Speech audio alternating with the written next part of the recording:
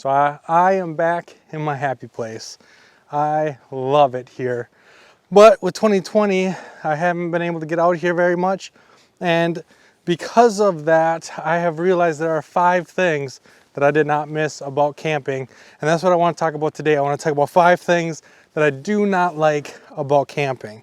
First one, you can see that it's kind of cold out. All the leaves are changing. They're already gone. It's pretty late in the year. And so the first thing that I miss is dealing with the weather, dealing with the cold, dealing with the rain, dealing with the thunderstorms. They always say you can plan a pretty picnic, but you can't predict the weather. Same thing holds true for camping. You can have a perfect weekend planned. You can have everything all set in stone, and then you get out here, it's just storming, rainy. You spend most of the time in your tent because there's nothing else you can do without getting soaking wet. And so the weather is sometimes an issue. The second thing is bugs. I did not miss dealing with the summer bugs. Here in Minnesota, they joke about how the state bird is the mosquito because the mosquitoes get thick every single summer. You're dealing with tons and tons and tons of mosquitoes, black flies, bees, wasps, hornets. The bugs can be quite a nuisance sometimes. And so not having to deal with them this year was pretty nice. The other thing is animals. Chipmunks, squirrels, mice, trumpeter swans. A lot of people like trumpeter swans. If you have to deal with trumpeter swans, they are very loud, very, very loud. And they can wake you up, and they're not really a nuisance that they bug you like the other things I mentioned, like squirrels, chipmunks, bear, deer. They can get into your stuff. If you're away from camp, the deer they're very curious and they like to get into things. Mice and squirrels and chipmunks, they like to get into your food. You always got to keep your bear bag hung up, or your sack. I use the sack so that, again, the bears don't get it in the middle of the night. And so you're always constantly worried about the animals just wrecking your stuff, getting into your sleeping bag, getting into your tent, chewing through something, getting into your vehicle, getting through everything. Not having to deal with the nuisance animals, it's kind of nice. The fourth thing that I don't like about camping is people that over harvest. So you can see this is a birch tree, but right here, all the birch bark is missing because people over harvested it. They took way more than they should have, and now the tree is more than likely going to die because it doesn't have the protection it needs to live. And so this one's been here for a long time. That one's been holding strong. But again, the bark is all gone. As far as you can tell, they were standing on the picnic table and then reaching up. But there's another one over here that I want to show you guys. And these people have this idea that there's an abundance.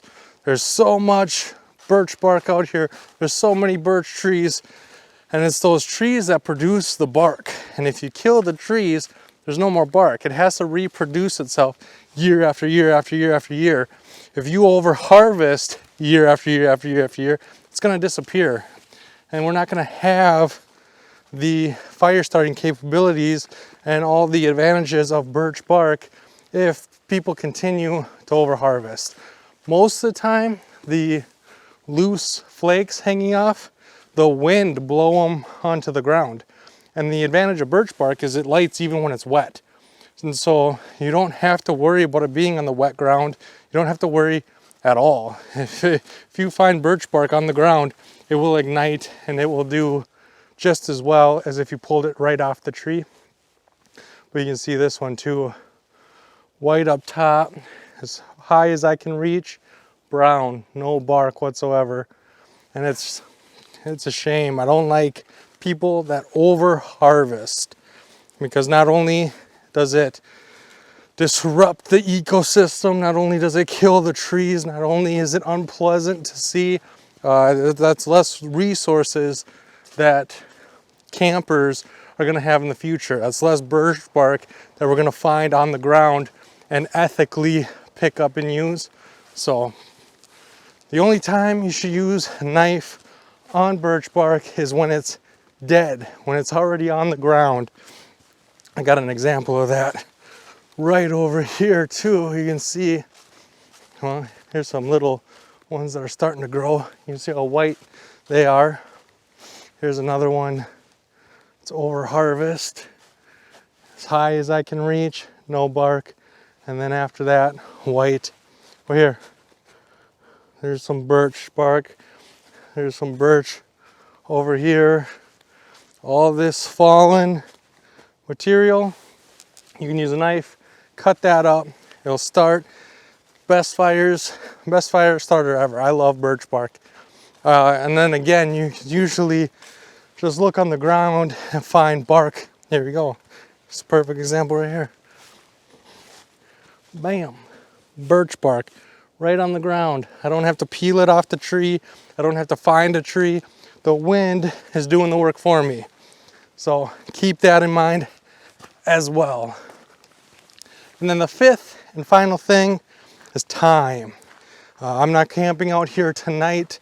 I don't have time. I have to get back home. I got to pick up my son bright and early tomorrow. And so time.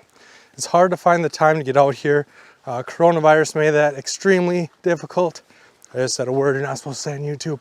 Don't tell anybody. But yeah, it's made it extremely difficult to find the time. And so I haven't been out here as much as I would like to be, but I'm enjoying it while I am.